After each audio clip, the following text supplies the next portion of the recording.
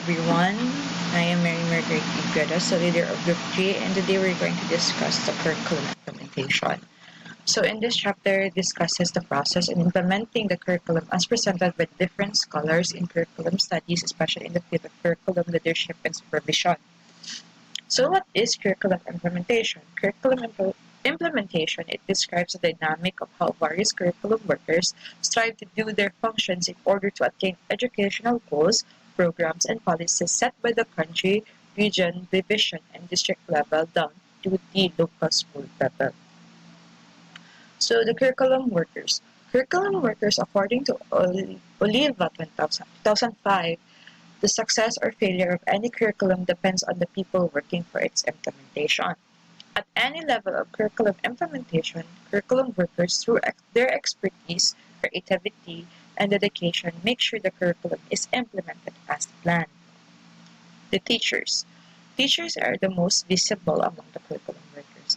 Their roles as implementers of the curriculum are very crucial. It's through their expertise, creativity, commitment that any curriculum success is attributed. The teachers also develop the lesson plans, unit plans, yearly plans, syllabi for each subject they teach. The principal, the chief academic and administrative officer of the school. They provide curricular instructional leadership rather, and supervision to the teachers and the other school personnel in the local school context. It is the teachers, in planning different school activities and make sure all the educational goals is set by the Department of Educations are met. Principals are also the ones who check the lesson plans developed by each teachers, prepare the school calendar, supervise instruction, and prepare school reports. They also work with the parents and the community leaders. Curriculum consultants. These are individuals with rich experience on doing curriculum projects related to the curriculum planning, curriculum development, and curriculum evaluation. District supervisors.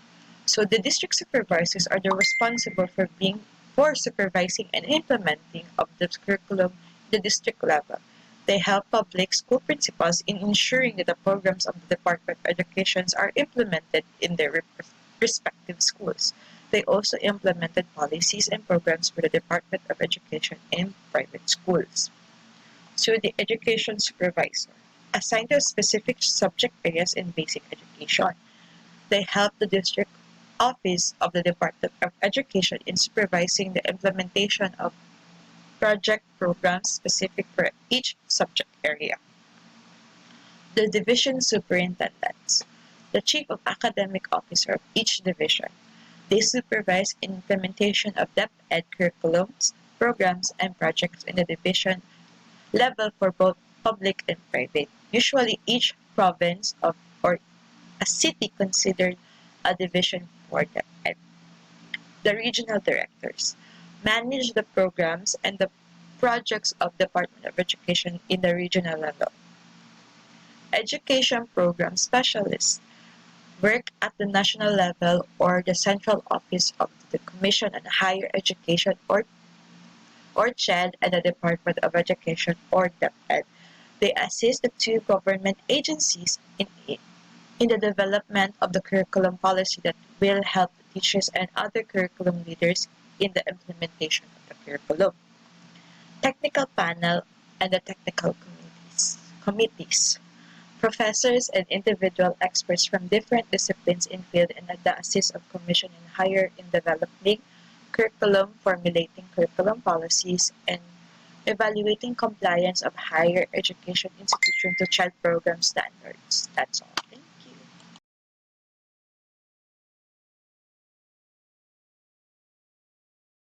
you. Good evenings. My report is all about levels of curriculum implementation.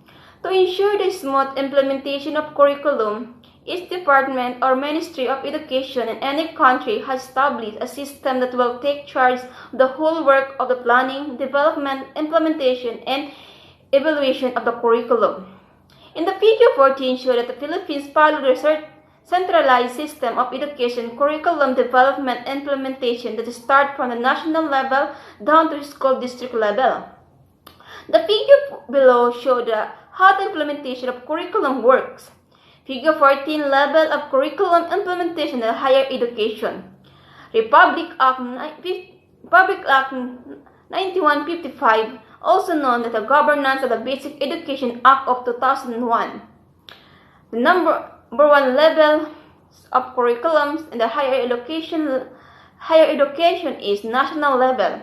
National level, formulating national education policies, formulating national basic education plan, promulgating national education standard, monitoring and assessing national learning outcomes, undertaking national education research and studies, enhancing the employment status, professional competence, welfare, and the working condition of all personnel of the department, and enhancing the total development of learners through local programs and or project. Throughout the leadership of the Secretary of Education, the Undersecretary, Assistant Secretaries, and different Bureau of Officers are responsible in the following statements. The number 2 levels is the regional levels. With the consistent of the following statement above, the national education policies, plans, and standards, the regional office under the regional director is responsible to this following statement. Number 1. Defining the regional education policies framework which reflect the values, needs, and expectations of the communities they serve. Development a regional basic education plan. Development regional education standard with a view toward marking for international competitiveness. Monitoring, evaluating, and assessing regional learning outcomes. Undertaking research project and developing the managing region-wide project which may be funded through official development assistance and or other funding agencies. Ensuring strict compliance with the prescribed national criteria for the recruitment, selections, and training of all staff in the region and division.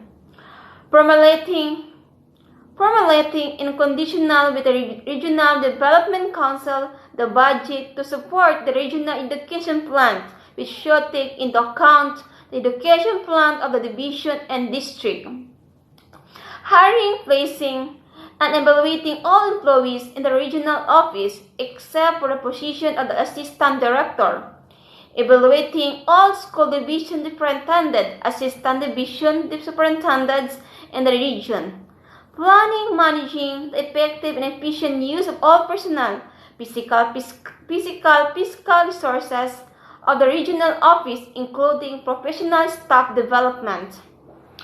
Managing the database and managing information system of the region and improving the establishment of public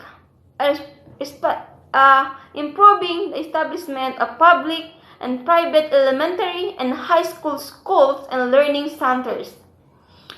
And number 3 level is the division level.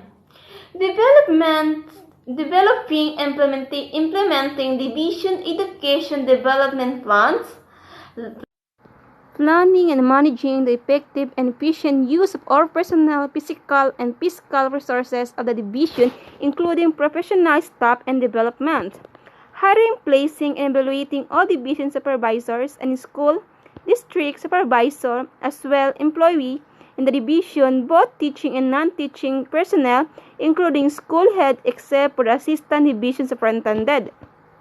Monitoring the utilization for the assistant division superintendent, government and local government unit to the school and learning centers.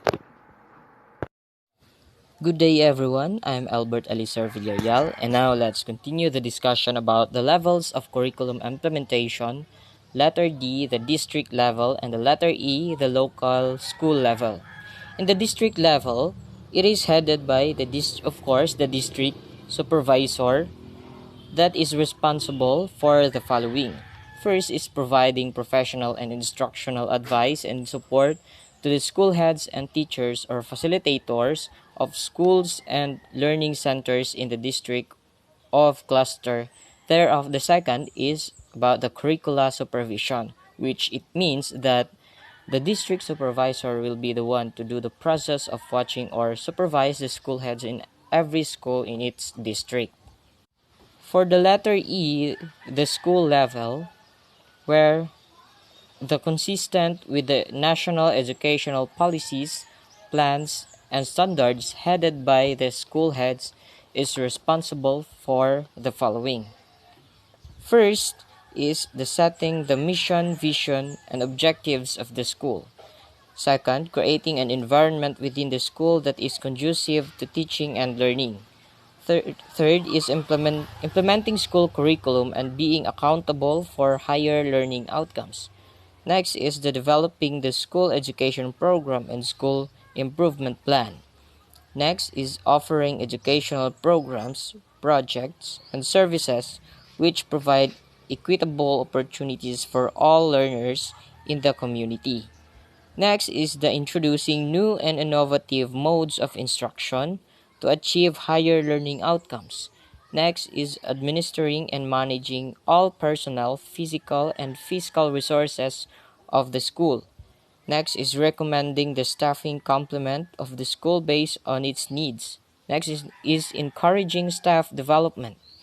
Next, establishing school and community networks and encouraging the active participation of teachers' organizations, non-academic personnel of public schools, and parents teachers community association. And lastly, accepting donations, gifts, bouquets, and grants for the purpose of upgrading teachers, learning facilitators' competencies, providing instructional materials and equipment.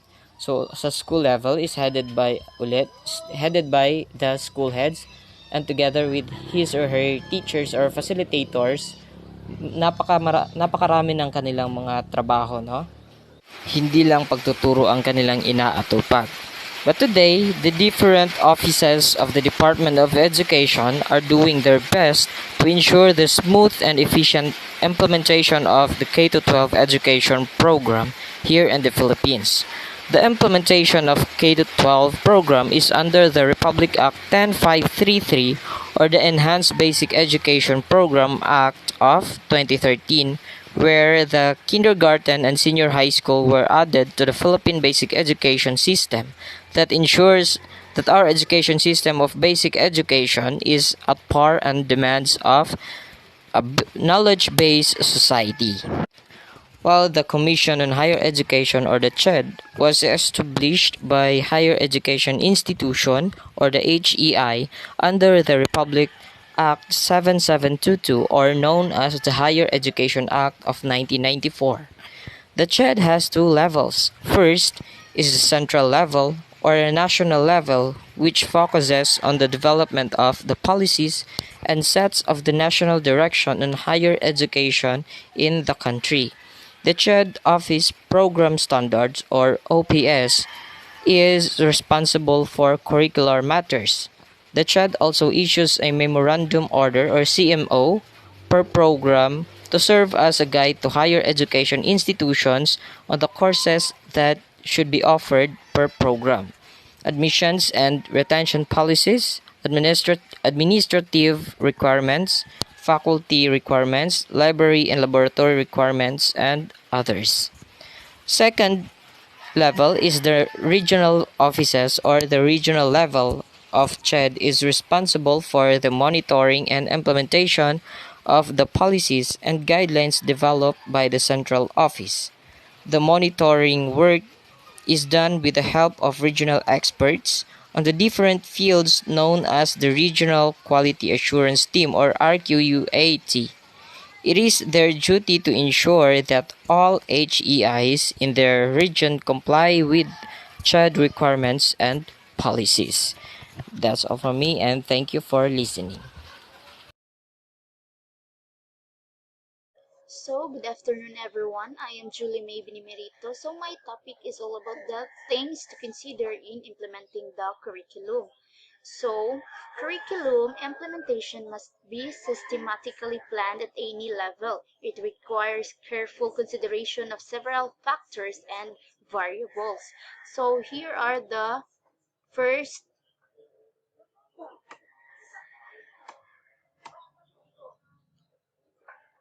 So first is government requirements, include memoranda, policies, guidelines, and requirements from the Department of Education, Commission on Higher Education, and the Technical Education Skills Development Authority. So when we say government requirements, when we it is the requirements from the Department of Education, including the policies, guidelines, and their requirements.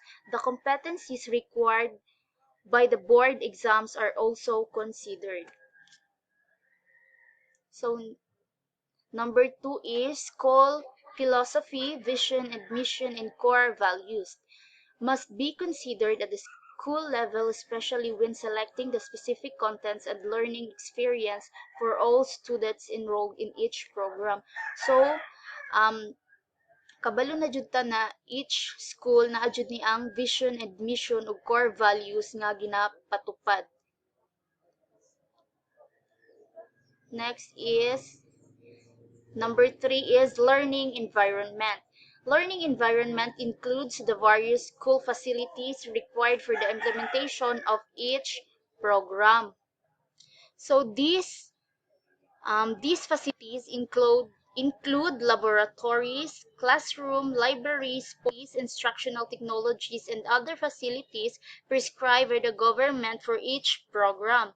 In some schools, college, or university, housing facilities for faculty and students are also provided.